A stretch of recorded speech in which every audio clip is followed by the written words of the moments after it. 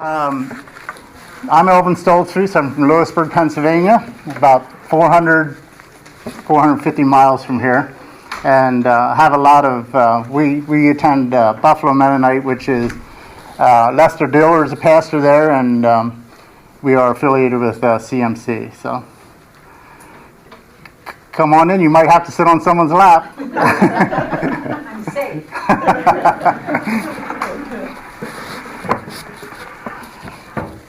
So I hope this works.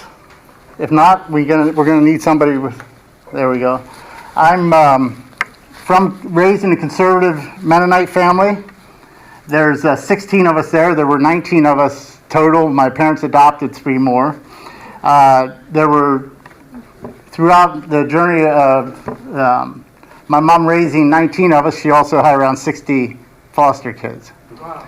So. She loved kids. This was taken, I don't know, I'm not going to tell you how many years, you'll figure out how old I am, but that's me in the center there. But this is a 16, we had 8 boys, Mom had 8 boys and 8 girls, Mom and Dad, and then they adopted 3 more. So we had friends coming and going all the time, just a great family experience. Growing up, had a great family experience, but I got lost in the shuffle. When there's 16 of you, we were raised on a farm, there's a lot of times when you feel a little bit lost, if you will. Maybe not just in a large family, but a lot of other. I became nonchalant about my relationship with people and God. Became very distant, didn't want anything to do with God, didn't want anything to do with people pretty much. I remember my sisters reaching out to me. I was like, don't want any part of it. I didn't want anything to do with church. I left home about the age of 15. Then I came back for a little bit, and then I left home again for good, probably when I was 16, 17 years old. A lot of hostility in my life and that kind of thing. And then when I was around 19, I would say one of my best friends died in a fire. And he was drunk and frying some eggs, and the house started on fire. And that was I still remember the day that I went back to church and people reaching out to me, and that was the beginning of my life's turnaround at that stage. It's just interesting. That's my family. Married an Irish girl who was raised Catholic. She converted at an early age. We have 3 children of our own. One of them is adopted, and we have many, many non-biological children. Our house there's usually somebody there. My wife has been my anchor. She's supported me behind the scenes a lot and challenged me when or if by any chance it's needed. Can you guys see that, or should we turn the lights off? I don't know if you can see the pictures or not, because I'm using PowerPoint throughout. So can you see that in the back? Not very well. So. Can you? Yeah. Is that better? Yes. Okay. All right. Well, it's just like singing worship. People will participate more if the lights are down. So.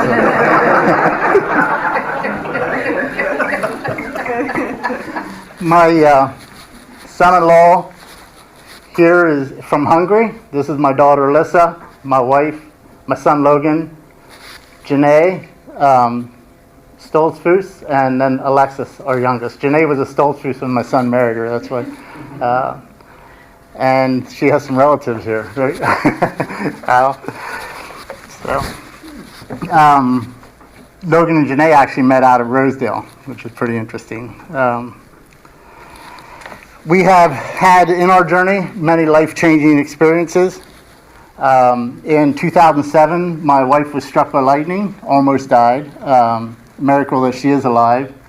Long history of rehabilitation and memory loss. Still struggles 12 years later with memory loss, severe headaches at times, and that kind of thing. And then in 2008, I was diagnosed with medullary thyroid cancer, which is cancer that is not curable or treatable, but only by surgery. And so I still have it, but I tell people it's one of the toughest things in my life, and experience I wouldn't give up for the world, going through that journey. because it was life-changing for both of us. My wife, we were at a soccer game, and she was holding an umbrella that had metal rods in it, and it jumped from the metal rod over. She still has a bump on her forehead from that lightning strike. It's going to be hard for me I want to make sure I stay on course, on time here, but interesting thing in our marriage, early on, we got married in 1985. We always said we wanted our marriage to be 100%, not to compromise. And we just weren't doing real well. I was raised in a large conservative family. She was raised Catholic, and we just weren't pulling together very well. We went to counselor for a year and a half, and I still remember him sitting there one day after a year and a half of this, tapping his desk, and he said, well, I think I figured out one of the main issues. I'm thinking, well, finally, he's getting her straightened out. Her parents, between the two of them, have been married and divorced 10 times. Her dad's 6 and her mom 4. And here I am, solid family background. Finally, he's figured out the issues. And he pointed at me and said, you're the problem. And it was at that point, that was early in our marriage, I had a lot of soul searching to do. Okay, who am I? Why am I believing some of the things I'm believing? And are they solid, or is it just my opinion?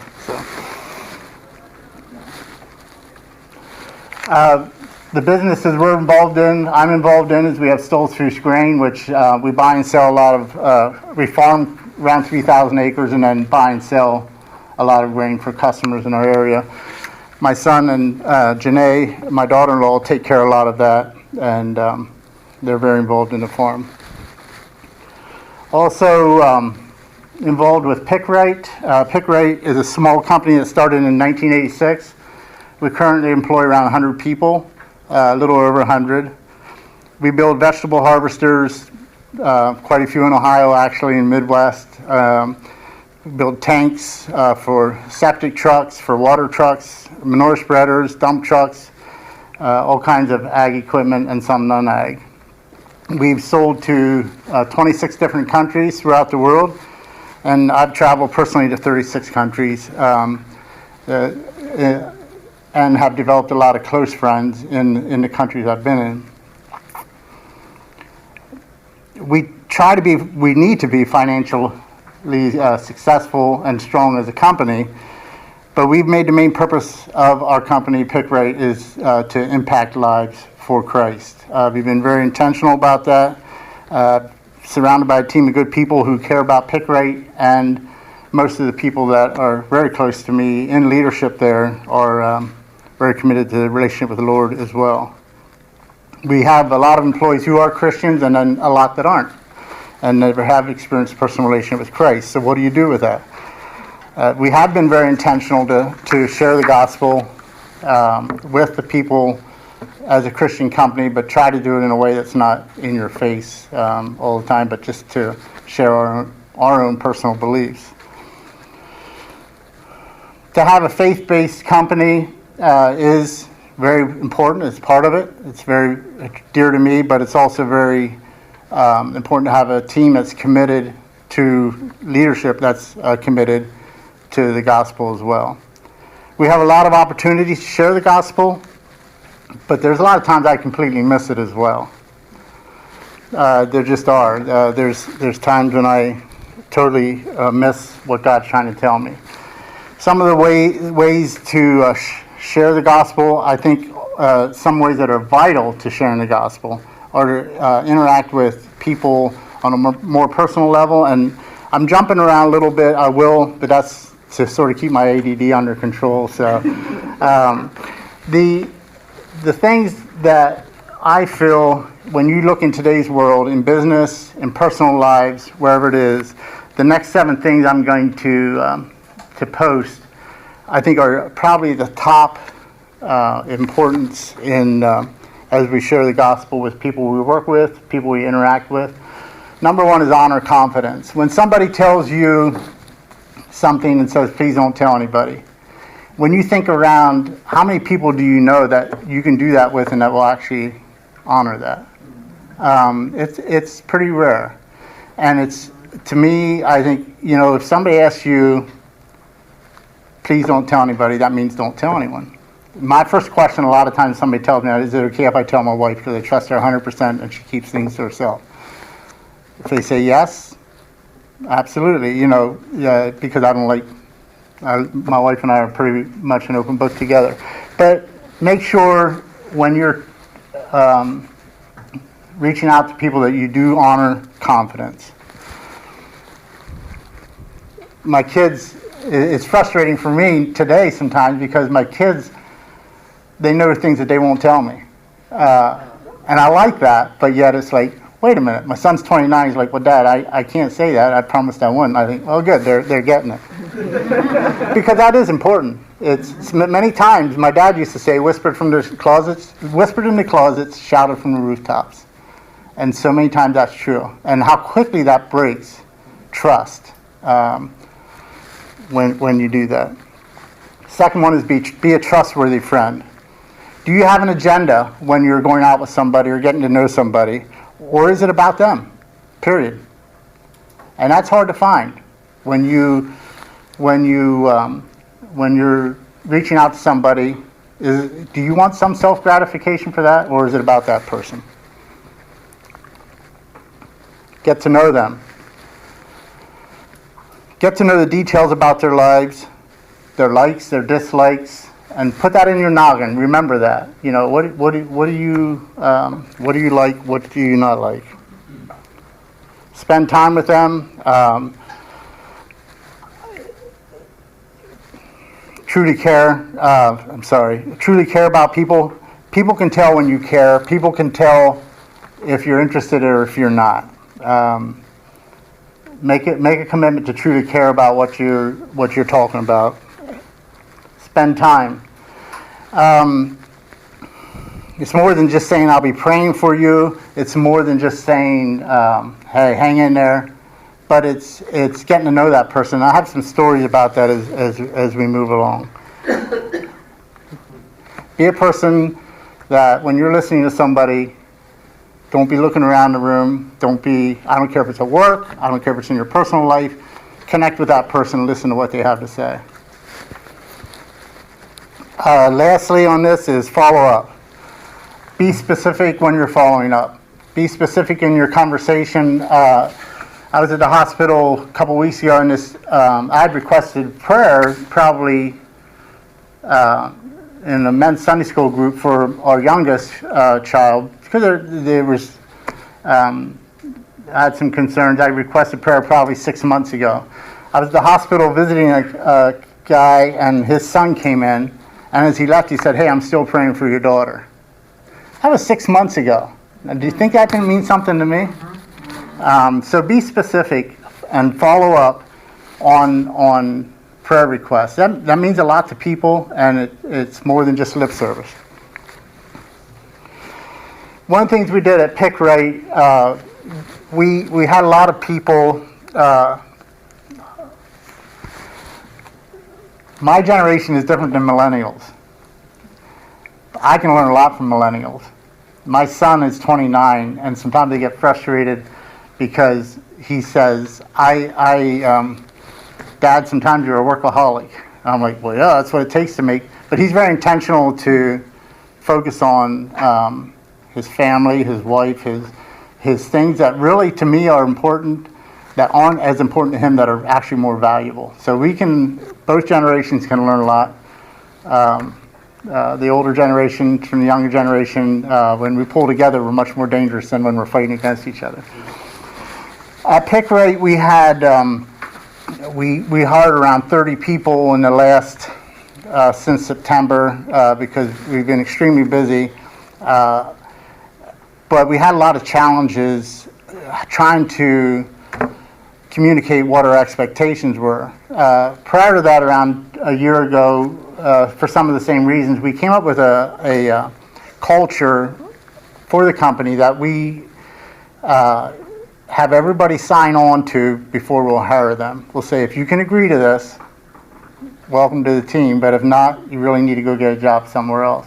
And with each one of these culture items, there's 11, we have a and if anybody wants one, I'd be glad to email it to you if you tell me afterward, like for commitment, what that means, so forth. But number one is commitment. Are you committed to the job? Teamwork. Are you willing to work as a teammate and work pulled together?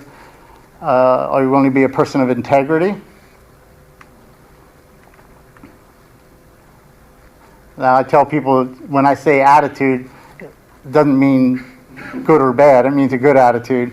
But we do have, like I said, like probably 1 to 2 sentences with each one of them that explains what that means. Communication, are you willing to communicate with everybody there? Are you willing to be consistent? Are you willing to take ownership? Are you willing to think out of the box? Try to make things better. Education, and that, educate yourself on the job. In other words, learn more. Doesn't mean you have to take more classes or whatever. If that's what it involves to learn more, that's fine. But more, are you willing to educate yourself in the workplace? Are you willing to be prompt, on time, not only to work, but to meetings, responding to customers, that kind of thing? Are you willing to have an attitude of gratitude? So we've been very, that has probably for us, we focused on that a lot, probably has been a turning point for us as a company more than anything else, because it gives people something to look at and say, this is the expectations, this is what is required of you. Am I willing to do that? And people say, well, I can't do that 100% of the time. I can't live up to that expectation. And of course you can't. Neither can I. No one can. But we want that to be a goal of everybody to try to adhere to that culture. One of the apostles that I love to study, love to follow is Apostle Paul. And this can be a little bit think out of the box. And I thought don't take this wrong, but it says, Paul said, I make it my ambition to preach the gospel, not where Christ has already been named, not at a place like this. We're pretty safe here. We're all friendly, we all smile, who are we going to be tomorrow? Well, some of us maybe not quite so much, but this is a pretty safe place. Lest I build on somebody else's foundation. In other words, people already know the gospel. But it's written, those who have never been told of him will see. That's what his goal was. And those who have never heard will understand. So that was Apostle Paul's ambition, is to reach out to those who have never been told of him, of Christ, and the gospel. And so, I think in our daily lives, whether it's business, in our personal lives, we all have many opportunities to reach out to others. Problem is, we don't want to be bothered to invest the time many times. I am challenged and motivated by the life of Paul. The way he dedicated his life to share Christ is incredible, and we'll come back to him a little bit. But some of what I've studied has really with Paul has really motivated me as we travel. And so I'm going to go to a few personal stories just to give you some examples. Francisco is a customer of ours. He's from Argentina. He and his wife, 2 children, and then their one nephew there in the front, the little kiddo. Francisco, I got to know him about 10 years ago. He traveled over here. He was interested in a harvester. So we drove down to Delaware, Maryland. Never met him before. He flew into Philly, drove to Lewisburg. We drove down the Eastern Shore, looked at a harvester.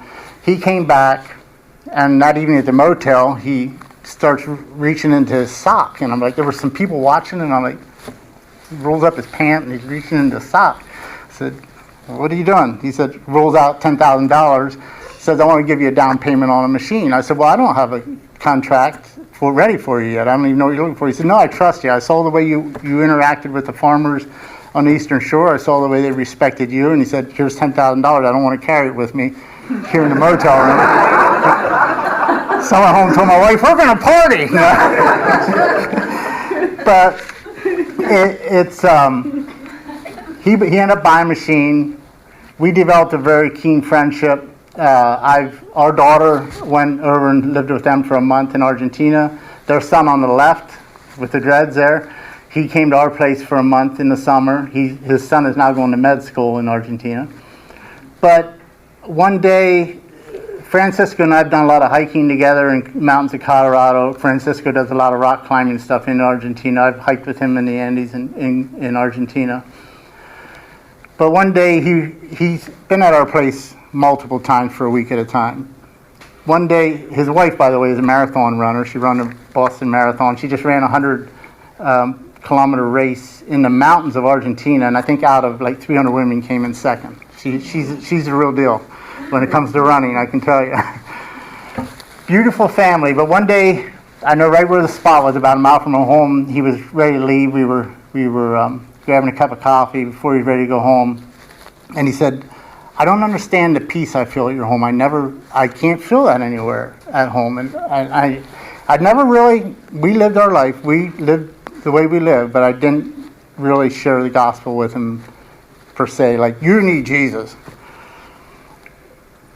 But he gave me an opportunity to share Christ. I said, well, let me tell you what that peace is, Francisco. And I presented the gospel to him, and he left. And about a month later, he sent me an email. He said, I was in the mountains of the Andes at rock climbing. He said, you know our conversation? I said, yeah. He said, well, I found God. Mm-hmm. You know, here's a guy that calls me, his marriage, his dad divorced his mom around 5 years ago. Him and his wife almost separated because of some personal struggles. But by getting to know him, I was able to speak into his life. They are now doing great. He's committed to a relationship with God.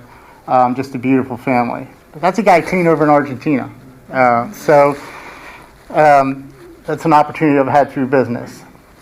Jared Yoder, friend of, I didn't know him that well, but this summer he just came down with a lot of, he had pneumonia and a lot of other, hit him at once. He almost died. They had him on machine where it bypassed all his blood, pumped his heart to give it a rest. They thought on Sunday morning they sent it through prayer chain that they didn't think he was going to make it. I didn't know him that well, but I knew him as a kid. But I was in the mountains that afternoon praying for him, and I got a strong sense that he was going to be okay. But yet, I'm very cautious to go to somebody and say, hey, you're going to be, or his parents. I knew his dad pretty well. But I think a lot of damage can be done when you go to somebody and just say, hey, that person's going to, sometimes it's emotion, sometimes it's, but I did get a strong sense. But I also got the sense if he is okay, and I committed, you need to spend a lot of time with him if he makes it, and you need to get to know him, and you need to share the gospel with him, and you need to mentor him. He is now, this is 3 months ago, he just started, I've been going out with him for coffee every week. Here's a young guy. He fully recovered. He just started back to work last week, who has fully committed to his life to the Lord. He really didn't want anything to do with God before that. He was raised in a Christian family, they would profess to be a Christian family, I'm sure. But it took a lot of time. It took weekly breakfasts. It took investing in his life. It took me thinking, what's this guy want to do with a gray-haired 60-year-old man? But he said that was his lifeline. That's what he looked forward to every week, is having coffee, going out for breakfast, and sharing. He is so on fire for the Lord now that it's incredible the life this guy has had. He had visions, a lot of visions, which he gave to me in great detail, of heaven and hell when he was near death. And it really, really shook him to the core. Another person, Marlin Sowards. Marlin Sowards is a pioneer seed dealer, and I've been praying for him for years. very ungodly family. Many times I would go to the nursing home to see him. He's 84, I think, and in the nursing home. Then he was in ICU about 3 months ago. There's many times I asked Marlin, where are you at with the Lord? And didn't want anything to do with it. You know, Marlin? No, he quickly changed the subject. And so I just let it go. But it was heavy on my heart because here's a guy, now he's in ICU. I went in to see him in ICU around 3 months ago, and I walked in. I told my wife, I'll be right back. I just want to stop in and see him. I immediately got a sense when I walked in the room, you need to stay here for a while. So I texted my wife, said, I'm going to be here for a while. So I talked to Marlin, and I that evening again, I said, Marlin, I'm going to spend eternity in heaven with you. Are you ready to go? Well, I think I am. I said, well, how do you think? Well, how's that? How are you going? Tell me about that. Well, I don't know. I said, well, ended up through conversation, he prayed the sinner's prayer and accepted Christ in his heart. Ever since that, I took that picture Wednesday. I think he was in a nursing home. The only thing I can say negative about Marlin is a Phillies fan, but other than that, he's great. But he ever since that happened, he asked me to pray with him before I leave the room. Now this week he had a roommate, and the roommate was really vulgar, just not a life lover for sure. And I thought, this is going to be interesting when I leave today, because here, and I left and Marlin said, can you pray with me? And just an amazing story where the Holy Spirit worked in Marlin's life at his time, not mine, but how God reached out and touched him when it was his time. This summer, Scott, you can see him here. Scotty is this is my kiddos, and then Scott. We had a foster girl when my wife and I got married. We had a foster girl live with us for a couple years, and she wanted her son to come stay at her place to learn what she learned. They live. His dad is trained as a Navy SEAL. He's pretty strict. This kid, she wanted him to come stay at her place for a month this summer, and my wife was like, sure, tell him to come. They live in Virginia. I had an attitude. I did. I was like, oh, sure, you tell him to come, but guess who gets stuck with him? Which isn't true, but that's what I was feeling. She believed me. She poured her life into these kids.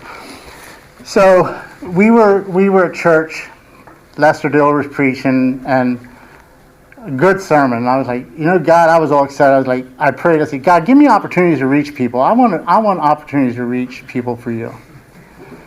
And immediately the Holy Spirit was like, I'm trying to, but you don't even want to. And it was crazy how it worked, but I was like, you're right. God was like, you don't want to take care of the little things in life, but you're asking for big things. You want opportunities right there. So Scott came, stayed at our place for close to a month, and it was a great experience. But every day I was reminded of that when he was there. It was like, hey, here's your opportunity to share Christ with somebody. My daughter Alyssa is a nurse. She called this summer. She said, Dad, there's this lady in here that knows you. And she said, I can tell. Don't worry about HIPAA. She wants you to come in. She knows you. So we went in, talked to this lady. I don't remember her, but it was a great experience, but it gave me a great blessing. When we left, my daughter was praying with her, with Mill is her name, and lady's just a pistol. So it's many opportunities we have. Jake Ulmer is a kid that his dad used to work at Pick Rate. He was killed on a high lift. He had taken another job and killed on a high lift when Jake was, I think, 6 years old.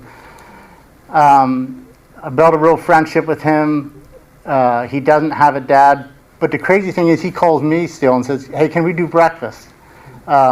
He called me last week, or this week, Monday, can we do breakfast? And I'm like, sort of annoyed because I'm busy, but you got to take time for these kind of people because that's sharing the gospel, and he doesn't have a dad. So it's great opportunities that God has given in sharing the gospel. But for me, through business, it's given me a footstool, if you will, but it goes back quickly to personal interaction with lives on a personal basis. I do think it's important to balance life. It's important to have trustworthy friends around you in business and personal life. For me, trustworthy friends are what my anchor is. And you got to have, pardon me, you've got to have people that are trustworthy around you as your anchor in life. It's just so important. In business, if I were in business and didn't trust the people that I'm counting on, it does not work. So you either have an opportunity to be trustworthy, you do, we all do, have opportunities to be a trustworthy friend in business or personal life.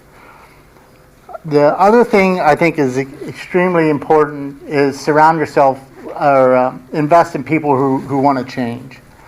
I shouldn't say I made the mistake, but I do think it's extremely important.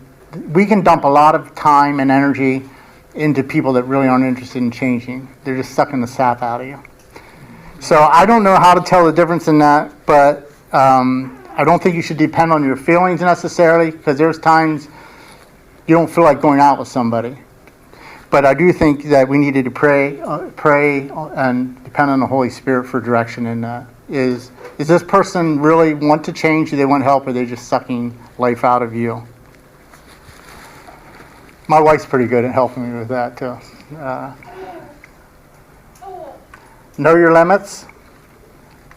My wife said, put 3 exclamation marks behind that. Know your limits. Don't over.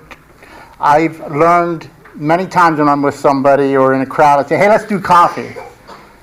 Don't say that unless you're going to reach out to them and do coffee. Know your limits. Don't say things. I tend to do that. Say things to make people feel good. If you're going to say something, do it. Don't. Know your limits. Just shut up and then commit to yourself mentally, I'm going to do this, and surprise them rather than under promise and over deliver. I don't care what it is, under promise, over deliver. I think family and a relationship with God absolutely have to come first. If you don't spend time with family, if you're so busy investing in other people and totally ignore your family or relationship with God, you're missing the boat. My wife's very good at that. She'll schedule vacations with family. We for years have gone away over Christmas, working soup kitchens or children's shelters or wherever it may be. But she's really good at scheduling time away where we just get away with family. You've got to do that. Lastly, I think spend time alone. The thing I do is religiously, I go to the mountain Sunday afternoons and go for a 6-mile walk. And for me, it's a lifeline for me just to pray to get away. No cell service, no nothing. For everybody, it's something different, but get away, spend time alone, and re-energize, whatever that may look like.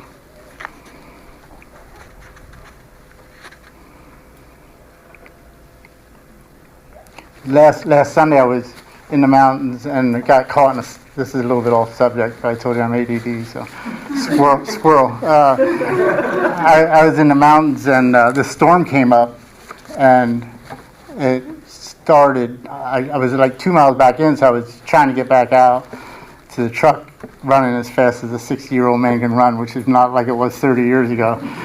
And it started hailing like crazy and wind just like a mini tornado. And I was in the mountains and my wife had got struck by lightning. I'm terrified of lightning storms because of what I experienced with my wife. And all of a sudden something smacked me in the chest and I stopped sort of stunned, and here this branch had fallen, just missed my head and caught my chest. I had a brother that was killed by a fallen tree. And so I'm standing there sort of stunned, and all of a sudden this huge tree, probably around 18 inches in diameter, fell across the trail right in front of me. And I was just like, needless to say, I was in a hurry to get out of there, but spending time alone in the mountains, maybe not the mountains, but spend time alone somewhere. But I thought of that different times, and like, thank you, Lord, because how many times does God protect us from little things that we're not even aware of? Use your gifts. If you truly care about people, the opportunities to share Christ are endless. If you truly care about people and want to. My wife's gifts, Molly's gifts are completely different than mine. They are. We were at a marriage seminar one time, and they had competitions to see who come up with the most differences in, I think it was 30 minutes, and Molly and I were double of anybody else. My wife, we came up with 100-some differences. She doesn't like the mountains. She loves the beach. I hate the beach. I love the mountains. She's more of a quiet person, solid as a rock, but doesn't do good in crowds, and especially since her lightning strike, she's much more of an introvert. But without her gifts supporting me, we would not function. She like when Scott was at our place, spent countless hours with him. Our gifts together, absolutely. But if she would look at me and say, well, man, I wish I could be out for coffee, or if I look at her and say, man, I wish I was, no, let other gifts complement. Use your gifts and let other people's complement yours as well. Don't think you have to be everything to everybody. Working together certainly increases effectiveness. My son sent me an email last night. Said he read over my notes, and he said, remember what we talked about last week, Dad? And I said, yeah. Well, what? And he said, Christians are the best at judging each other when we compare gifts. Why? Why do we do that? Why do we look at other people and want what they have versus feeling thankful for the gifts God is giving you, me? So don't compare. Use the gift that God has given you to reach out to others. Everyday gifts are powerful tools. Your gift may be prayer, it may be quietly talking to others, it might be sewing for the needy, it might be taking somebody to the grocery store, visiting somebody in a nursing home. The list goes on and on. Use the gifts God has given you and be confident in that. Do not get caught up in comparing with other people.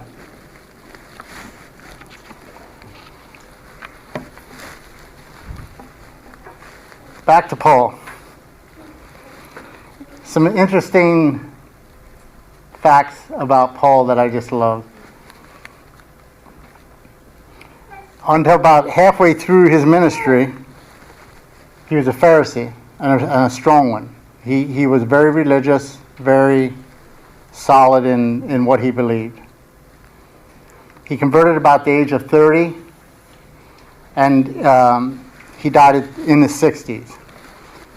Now, the interesting thing here, I want to read that. It's fine print in case you can't. He himself said he was the best Pharisee. He said, I was advancing in Judaism beyond many of my own age among my people, and was extremely zealous for the traditions of my fathers.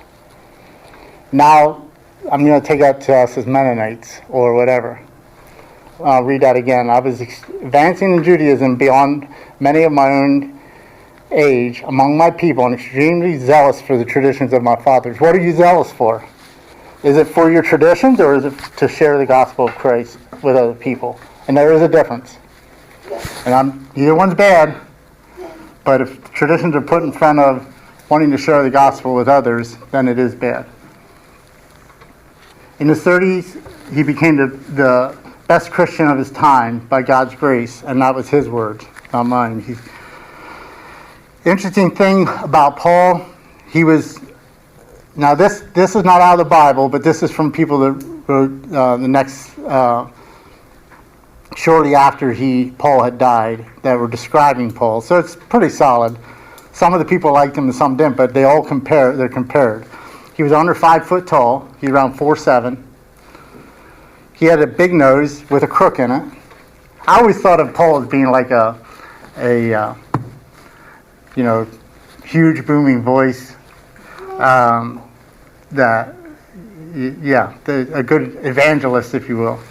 He had a crook in his nose. He had a big nose. He walked bow-legged. He had eyebrows that looked like a caterpillar. There was no break in the middle. He was bald with sides of red hair. When I look around, none of us have excuses, including myself. When you describe Paul that way, here's a man that traveled 6,900 miles on 3 trips. And he didn't jump in a car. He didn't jump in. He walked or sailed on his 3 main trips, 6,900 miles. Think about that. And I'm complaining about driving. Not complaining, I'm not really, but I'm thinking it's a trek to drive 450 miles. He walked on his 3 journeys. He was so passionate about spreading the gospel, 6,900 miles, and sailed. And through that, he spent 5.5, 6 years in prison. Was beaten many times, ridiculed. He didn't have an easy life.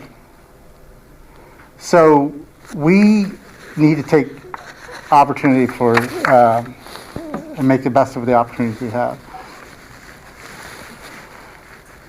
There's many times that I tend to push my own beliefs, that I tend to make an issue of things that are not salvation based. That's a mistake. I think I got ahead of myself, but it doesn't matter. Make sure what you teach is the gospel, is gospel centered, not just your opinions. A lot of times I tend to push my own beliefs and make an issue of things that are not salvation based, and that is a huge mistake. I have some of my best friends are the most crude cowboy from Colorado that is drug smoking, whiskey drinking, went out to see him in prison because he got his 3rd DUI, and the next one's an Amish guy, and there's many in between. Do not push your own beliefs on other people. Share the gospel of Christ with other people. If that's your belief, that's great. But don't push your agenda. Our pastor says it many times that many church splits, many people splits, if you will, animosity is many times because of opinions, not scripturally based gospel. So when I have my opinion, that's great, but I got to really be careful when I start pushing that on other people. I don't have a right to do that. God is a judge. God is the one that will convict those people. It's very important that I'm solid in what I believe. It's very important that I stand for what I believe. But I got to really be careful when I start forming opinions of other people, whether it's the horse and buggy going down the road or whether it's the guy on 3rd Street with dreadlocks and pants down to his ankles. I don't know where his heart is, and it's not up to me to change his heart. It's up to God. So be careful. Don't live out what you believe in Christ, but don't make non-salvation based issues an issue. Making sense? I want to leave a couple minutes for question and answer if there are any.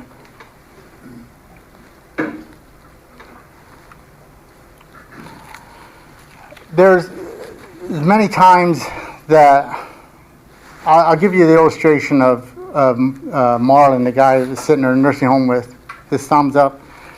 When after he prayed the sinner's prayer on the way home, I was thinking, this is too easy.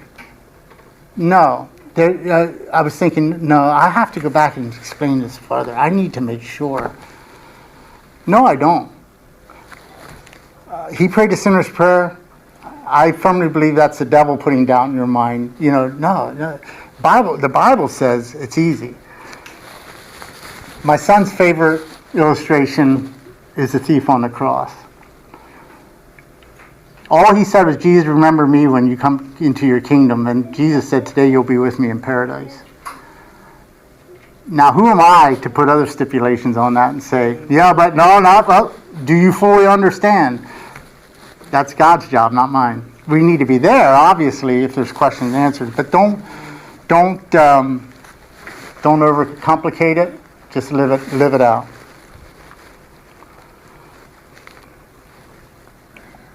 All have sinned and come short of the glory of God. That's each one of us. That's everyone we deal with. That's everybody we interact with. Ephesians says we're saved through faith. It's not anything we do. It's a gift of God. Not a result of works. None of us have a right to boast. None of us have a right to say, I did this, I did that. It's by the grace of God that we've been saved. So who are we to complicate it? Who are we to put stipulations on it? Who are we to say, yeah, but you need to do this or you need to do that?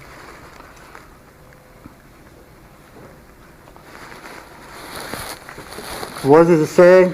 I like the last part of this. If we confess with your mouth that Jesus is Lord and believe in your heart that God raised him from the dead, you will be saved. We need to confess Christ. We need to share Christ. We need to be excited about it and live it. Period. It's pretty simple when we do that. But when we start saying, well, that person there, yeah, but so they do. What about me? I tend to look at my heart by who I want to be, and I look at others by what I see. I understand I didn't want to do that, so I'm not going to do it. But I don't understand that other person may be struggling, don't know his story. So there you got it. That's my story, and I'm sticking to it.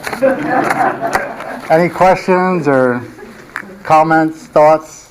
We have a couple minutes here if you do. Hopefully you can take something. Again, if you want our culture with bullet points to it, give me your email and I'll send it to you. How long have you been doing the 11 characters? 2 years. The culture points, we went to a business coach. He helped us with it, but it has been very effective. We've also found we've almost went too far that way. You have to have high flexibility but high expectations. But you can't. We've almost went in our culture too much with, as a couple of the guys that I lean on pretty hard, say, with the kumbaya attitude, where we are now shifting towards, listen, guys, gals, we have on the floor wherever you're at, we make a contract with you at work, we're committing to pay you, you're committing to do a good day's work. So we have high expectations. People will get fired if they don't, if they goof off, if they don't. We used to have cell phones, where people, not anymore. Social media they just did a survey. I just read it last week with the 50th anniversary. Back 10 years, 12 years ago, 39%, I think, of young people, their goal would be to go to the moon. That would be their number one. Today, it's to be popular on social media. 9% wanted to go to the moon, 30-some%. Well, their ultimate goal would be to be popular on social media. So it has changed. So we need to stand to that and recognize that and work with that. A little bit about business. 15 years ago, in business, the manufacturer had 2/3 of the influence on the buyer. Today, it's completely switched. The buyer has 2/3 they can do all their homework before they ever even decide to pick up the phone. So it's changed. A lot of things have changed. So we need to recognize that. Have you encountered employees that feel that they're working within your culture, but you don't think they are? Oh, yeah. How far do you work with them before termination? We say attitude over aptitude all the time. And usually I can tell if we're going to hire somebody by watching them walk across the parking lot. And that's the truth. The way you carry yourself is extremely important. And the way you view life and the way you... we will, but we'll work with them, but they have to... You have to step it up. Yeah, and it is a fine balance because you want to show them God's love, but at the same time, just looking the other way sometimes is not doing that. But you have to be tough. tougher now than, well, no, you just have to, fair but tough. I was talking with another business owner yesterday morning, and he was saying what they found is their shop foreman, or their production manager is almost like a bad cop, if you will. And then they try to do the pizzas. That we do a lot of things to even it out, but you have to be in business today, you've got to run a tight ship, and you have to have high expectations. And I think you'd be as communicate as much as you can through a process like that, but you have to let people go if they're not adhering to, even if they think they are. There's times when it's obvious they aren't. So. Got a question. In a business your size, some employees are going to be more dedicated to the company than others, and they get to the place where the people that are really dedicated can get a bad attitude toward the people that are not as committed. Do you run into that? And if you do, how do you take care of it? We do some, but we do run into that some. People get frustrated. Try and communicate with them and talk to them and try and encourage them to bring on the people that are slacking and raise the bar, if you will, and that kind of thing. It is a challenge. Especially, a guy's been there, let's say, 25 years and just busting his tail, and here comes this guy, and it doesn't really want to commit. But it's tough. Communicate with them. Also encourage them to try to pick up the other guy and bring him along. But it is a tough. Thank you. We run into that, yes. Anyone else? It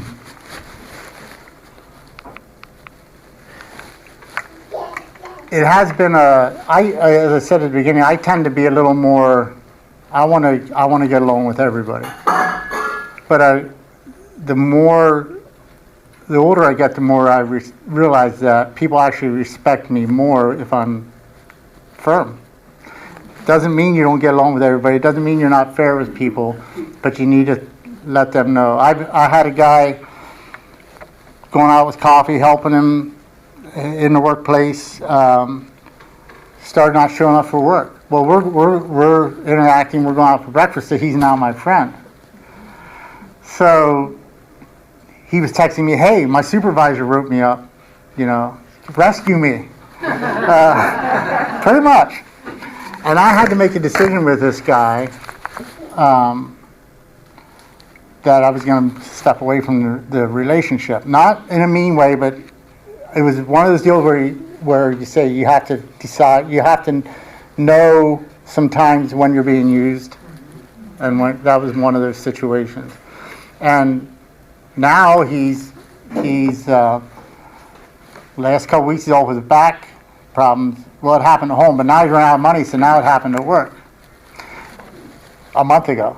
So those are some of the situations we run into. Is how do you handle that, and when do you hold your ground? But you have to really.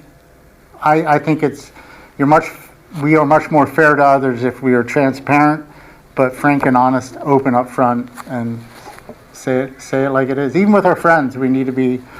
I am probably with like the people I shared as illustrations. I'm not one to pull punches. I'm not one to hide things. I'm not one, but I'm tried very hard not to be judgmental as well, to truly care about those people and share with them. But people take it if they know you care about them. They know you.